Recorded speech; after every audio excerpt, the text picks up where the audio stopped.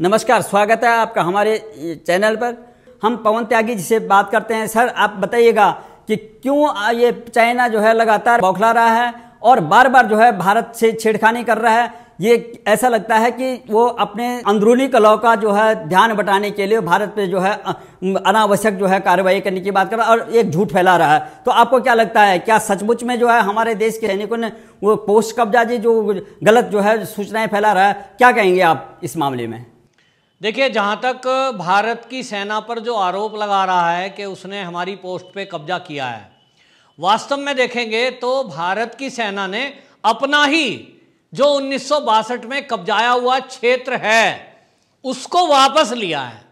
ये अगर वो कह रहा है कि हमारा क्षेत्र कब्जा लिया है, नहीं, उस पर वो भी कब्जा अपना रखता है। दावा हम भी करते हैं, क्योंकि अक्साई चीन तक, वो तो पेंगसुन झील है, केवल पेंगोंग झील जो है उस पे वो आधा झील को अपना बताता है कि ये मेरा है, आधी झील में भारत कहता है अपना है, और उसके दूसरी तरफ एलएसी है। एलएसी को दोनों लोग अपना अपना बताते हैं, जिसका विवाद अभी तक सुलझा नहीं है। लेकिन इस एलएसी पर भी जो वो चोटियां हैं पहाड़ों की, उनमें अभी तक चीन के सैनिक बैठे हुए थे कब्जा करके। और पिछले दिनों जो झड़प हुई थी, जिसमें खूनी झड़प जिसे कहेंगे, जिसमें हमारे सैनिक भी शहीद हुए थे, उसके बाद कमांडर लेवल की मीटिंग में यह तय हुआ कि दोनों देश की सेनाएं अपने अपने पीछे हटकर एलएसी के पास रहेंगी और कोई भी इन चोटियों पर नहीं आएगा। और तो उन चोटियों को खाली कर दिया गया था। लेकिन चीन ने क्या किया कि उन चोटियों की निगरानी के लिए हाई रेजोल्यूशन कैमरे लगा दिए थे। वहां पर निगरानी करने के लिए कि कोई सैनिक तो नहीं आ रहा है भारत की तरफ से, उसने इलेक्ट्रॉनिक उपकरण लगाए थे और पीछे बैठ करके वो देख रहा था। उसकी कोशिश तो यही थी कि जो लेह लद्दाख मार्ग है उसको वो निगरानी करना चाहता था। जो फिंगर 6 है, फिंगर 7 है, जो बहुत ही महत्वपूर्ण की जगह है, वो स्पांगुर गैप है, स्पांगुर झील है, वो झील का जो दक्षिण किनारा है उस पर वो कब्जा चाहता था। तो भारत की सेना ने अभी 29 अगस्त की रात को उसके कैमरे लगे हुए हैं, उसके लोग निगरानी कर रहे हैं, बावजूद उसके हमारे जो सेना है वो उस झील के दूसरी पार पहुंच गई और झील के स्पांगुर झील के दूसरी तरफ जो चीन ने सड़क बनाई थी, उस सड़क पर हमारे सैनिकों ने टेंट लगाकर वहां कब्जा कर लिया। इसी से चीन बौखला रहा है। चीन को तो उम्मीद ही नहीं थी। वो सोच रहा था कि भारत की सेना तो हम डरा सकते हैं, उसको मिसाइल लगा के, अपने फाइटर प्लेन लगा के और डराएंगे, तो डराने की कोशिश कर रहा है। लेकिन हमारी सेना डरने वाली नहीं है। वो इसीलिए बौखला गया कि जहां तक वो अपना कब्जा बता रहा था, अब वहां तो उसकी सड़क बनाई हुई है, लेकिन आ गए अब भारत के सैनिक और मार मार के 500 सैनिक थे जो वो कैमरे में देख करके आगे होंगे, उनको मार के पीछे खदेड़ दिया भारत के सैनिकों ने। तो पहले भी उसने देखा है कि हमारे केवल 40 सैनिक थे और उन्होंने 300 चीन के सैनिकों को खाली हाथ मार दिया और उसमें भी 40 के करीब मार दिए थे। तो अब जो है ये हकीकत है कि हमारी सेना एलएसी से आगे बढ़ी है, लेकिन अपने ही क्षेत्र में है, जो क्षेत्र उसने 1962 में कब्जाया था। तो इसलिए उसका आरोप ये निराधार है। वो क्षेत्रफल हमारा है, अक्साई चीन तक हमारा है, अभी तो और आगे जाएगी भारत की सेना। अब रही बात कि वो ऐसा क्यों कर रहा है, उसने अभी क्या किया है, कैलाश मानसरोवर में मिसाइल तैनात कर दी है, उसको अपना बेस बना दिया है। जबकि वो जानते हैं कैलाश मानसरोवर में हम लोग, हमारे यहाँ से हजारों यात्री हर साल जाते हैं, हमारे भोले बाबा की वहाँ नगरी है और कैलाश पर्वत है, वो हमारी आस्था का केंद्र है। उसने वहाँ मिसाइल इसलिए लगाई है, वो समझिए उसकी चाल, वो देख रहा है कि अगर यहाँ मैं मिसाइल लगाऊंगा उस पवित्र गुफा के पास, तो भारत वाले तो मिसाइल डालने के नहीं है, क्योंकि वो कहेंगे जी ये तो भोले शंकर की नगरी है, यहां मिसाइल गिरने से ये क्षेत्र बर्बाद हो जाएगा और तू यहां से भारत पे मिसाइल डालते रहना, ये सोचा है।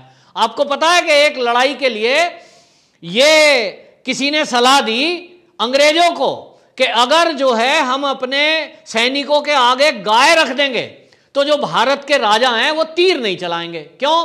क्योंकि गाय को वो पवित्र मानते हैं, मां मानते हैं, वो तीर नहीं चलाएंगे और हमारी विजय हो जाएगी। ऐसे ही ये चीन चालाकबाज कोशिश कर रहा है कि हमारे जो मानसरोवर है, वो मानसरोवर झील के आसपास उसने परमाणु बम से लैस अपनी मिसाइल लगाई है, ताकि भारत अगर यहां हमला करेगा तो कर नहीं पाएगा, तुम मिसाइल छोड़ देना। लेकिन वो ये भूल रहा है कि तू बैठा कहां है। वो भोले बाबा हैं जिसका नाम महाकाल है, और महाकाल के अंडर में काल होता है। तो चीन का काल आ गया है कि वो महाकाल के पास पहुंच गया है, वो बच नहीं सकता। उसकी मिसाइल वहां कितना ही रख ले, काम नहीं कर सकती। अरुणाचल प्रदेश या उसने उत्तराखंड के बॉर्डर एरिया पे जो मिसाइलें लगाई हैं, अभी अमेरिका का एक फाइटर प्लेन उसके क्षेत्र में घुस गया था, उसने 2 मिसाइल लागी, एक मिसाइल तो फुस हो गई, दूसरी वापस चीन में ही गिर गई। तो मतलब उसकी मिसाइलें फुस्सी बम है, उनसे हम डरने वाले नहीं। आखिरकार वो डरा क्यों रहा है, आपका सवाल था। वो केवल इसलिए डरा रहा है क्योंकि वहां इस समय कोरोना काल में वो सोच रहा था कि पूरी दुनिया को तू कोरोना दे देना और तू अपना बिजनेस बढ़ाना। हो गया उल्टा कि पूरी दुनिया ने एकजुटता कर ली, भारत ने उसका नेतृत्व किया और मोदी जी ने आह्वान किया सभी देशों को कि चीन को सबक सिखाने के लिए सभी देश एक हो जाओ, क्योंकि इसने कोरोना फैलाकर चाल करी है। सब अपने आप में सबने कमर कसी। वैक्सीन बनाने में रूस भी लगा है, अमेरिका भी लगा है, भारत भी लगा है। अपनी वैक्सीन बनाएंगे, चीन से नहीं लेंगे। पीपीई किट अपनी बनाई हमने, और इसलिए इस समय भारत ने चीन को बहुत बड़े झटके दिए, जिसमें उसके बैंकों को भारत में निवेश करने पर रोक दिया, कंपनी लगने से रोक दी गई और उसका माल नहीं खरीदा। आज हालत यह है कि चीन के 5 बड़े बैंक बहुत बड़े घाटे में, पिछले दशक में इतना लंबा घाटा कभी नहीं हुआ इतना बड़ा जितना अब हुआ है इस कोरोना काल में, और वो झटका भारत ने दिया है। उसके ऐप बैन कर दिए, बहुत बड़ा झटका दिया है। उसके उद्योग धंधे ठप कर दिए। मोदी जी ने वहां से जो इंपोर्ट होता था माल, उसमें बहुत भारी कमी आई है, और भारत के देशवासियों ने भी एकता दिखाई है, चीनी माल का बहिष्कार किया है। वो अरबों रुपए की चपत उसको इस काल में लगी है, और इसलिए वहां की जनता विद्रोह पे उतारू है। ये अलग बात है कि पीएलए जो है, लिबरेशन आर्मी, वो एक कम्युनिस्ट पार्टी की आर्मी है जिसको किसी से कोई लगाव नहीं है। वो कोई विद्रोह करेगा तो उस पर गोली चला देगी, क्योंकि वो कहते हैं हमारे आगे कोई बोलना नहीं है। पार्टी है वो, एक कम्युनिस्ट पार्टी, एक विचारधारा की फौज है। वो फौजी भी बेचारे अनमने मन से आर्मी में भर्ती होते हैं, जो लड़ने के लिए तैयार नहीं भी है, उनको भी जबरदस्ती 2 साल जाना ही पड़ता है। ऐसे लोग बॉर्डर पे लगे हुए हैं। तो वहां की चीन की जो सेना है अनमने मन से बॉर्डर पे है। हो सकता है चीन की सेना में भी विद्रोह हो जाए, क्योंकि उनके सैनिकों को मरने के बाद उन्होंने वहीं छोड़ दिया और वहां डंडे गाड़ दिए बस कि ये सैनिक मरे हैं। पहले तो मना कर रहा था कि हमारे सैनिक मरे ही नहीं है, लेकिन भारत के सैनिकों का जब उसने सम्मान देखा शहीदों का, तो चीन में सैनिक के अंदर वो भी विद्रोह हो रहा है, जनता के अंदर भी विद्रोह है, क्योंकि वहां पर जितनी बड़ी जनसंख्या है उसको खाने के भी लाले पड़े हुए हैं। वहां पेट्रोल का बहुत बुरा हाल है। जो पेट्रोल कंपनियां हैं वो, क्योंकि अब उद्योग धंधे बंद पड़े हैं कोविड-19 के चलते, गाड़ियां बंद हैं, यूज नहीं हो रहा है। जिन देशों को चीन जो है तेल सप्लाई करता था, उन्होंने तेल लिया नहीं है, तो वहां की जो तेल इंडस्ट्री है उसका भी बहुत बुरा हाल है। तो जनता भूखों मरने की नौबत पे है, जनता विद्रोह करना चाहती है, और अंदर अंदर वो ज्वालामुखी पनप रहा है राष्ट्रपति शी जिनपिंग के विरोध में। तो राष्ट्रपति का इस्तीफा मांगने के लिए कोई बहुत बड़ा आंदोलन, लोग सड़कों पर आ सकते हैं, ऐसी उम्मीद की जा रही है। इसलिए वहां का राष्ट्रपति इस विद्रोह को दबाने की नीयत से अपनी सेना को ऑर्डर दे दिया उसने कि कुछ मत करो, भारत से युद्ध कर दो, क्योंकि युद्ध में बात दब जाएगी। वो कहेगा देखो भाई, भारत ने मेरा क्षेत्रफल कब्जा लिया, मैं उससे खाली कराने के लिए अपना युद्ध कर रहा हूं। मतलब वो अपनी नागरिक को और अपनी सेना को यह दिखा रहा है कि भारत ने मेरे ऊपर कब्जा कर दिया है, मेरे ऊपर हमला कर दिया है। तो ध्यान बटाने के लिए ऐसा कर रहा है, और ध्यान बटाने के लिए ही वो पाकिस्तान का भी सहारा ले रहा है। अभी हाल ही में आप देखिए, लगातार वहां आतंकवादी गतिविधि और घुसपैठ बहुत ज्यादा बढ़ गई है। बहुत बड़ा जखीरा अभी आज ही वहां हमारी सेना ने पकड़ा है जम्मू कश्मीर में, कश्मीर के एरिया में। ये घुसपैठ भी चीन के इशारे पे हो रही है। वो चाहता है कि पाकिस्तान की तरफ से भी चढ़ाई हो जाए और चीन अपने बॉर्डर एरिया पे तनाव रखे। लड़ाई नहीं करेगा वो, उसको लड़ाई करनी भी नहीं है, क्योंकि वो उसका राजदूत जो है, भारतीय राजदूत, वो कहता है, चीनी राजदूत जो भारत में बैठा है, उनका सुबह वक्तव्य आया है। उन्होंने कहा कि अगर भारत चीन से लड़ने को सोच रहा है और वो चीन के एरिया में घुसपैठ कर गया है, तो वो जान ले कि उसका बहुत भारी नुकसान होगा। चीन की सेना 1962 वाली नहीं है, 62 से कहीं ज्यादा नुकसान भारत का होने वाला है। दूसरा उसने एक वक्तव्य दिया जो उसकी खींच दिखाता है। वो क्या कहता है चीनी राजदूत? वो कहता है कि अगर ये युद्ध होता है भारत चीन का तो अमेरिका भारत का साथ नहीं देगा। अच्छा जी, चीन का राष्ट्रपति या चीन का राजदूत तय करेगा कि भारत के साथ कौन देश आएगा कौन नहीं आएगा?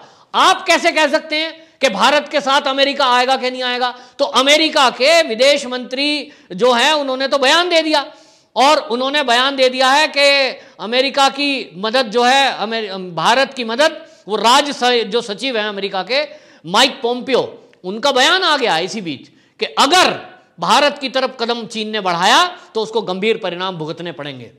हमेशा अमेरिका साथ है, और अमेरिका ही नहीं, जापान, ऑस्ट्रेलिया, रूस, ये सब देश मिलकर के, फ्रांस, ये सब भारत के साथ हैं। अब चीन को समझना है कि 1962 वाला भारत नहीं है। तुम जो अपनी मिसाइलें दिखाकर और फाइटर प्लेन दिखाकर भारत को डराने की कोशिश कर रहे हो, बेटा तुमको घर में घुस के मारेगा। भारत की सेना इस काबिल है। दूसरी बात, अगर ये लड़ाई नहीं करता है और ये केवल हमको डरा रहा है, तो भारत उससे दुगनी ताकत से अपने सैनिक वहां लगा रहा है, बॉर्डर एरिया में लगा दिए, और हम बैठे हैं। तो भारत केवल ये इंतजार कर रहा है कि हम इसको ना मारें, इसकी जनता ही विद्रोह कर दे और राष्ट्रपति को खुद ही घेर के पीट दे। वो सैनिक कितनों पे गोली चलाएंगे? तो विद्रोह इस बार जब चीन के अंदर उठेगा तो ये चीन जान ले कि ये भी विद्रोह आज के 50 साल पहले वाला नहीं है, जिसको आपने गोली के बल पर दबा दिया था, श्रमिकों का विद्रोह जो 1 मई को हुआ था।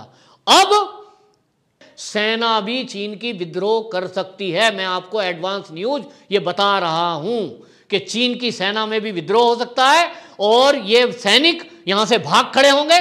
भारत की सेना को बड़ी आसानी से अपना क्षेत्र जो चीन ने कब्जाया हुआ 62 से, वो वापस मिल जाने की संभावना है। राष्ट्रपति भी इस्तीफा दे सकते हैं।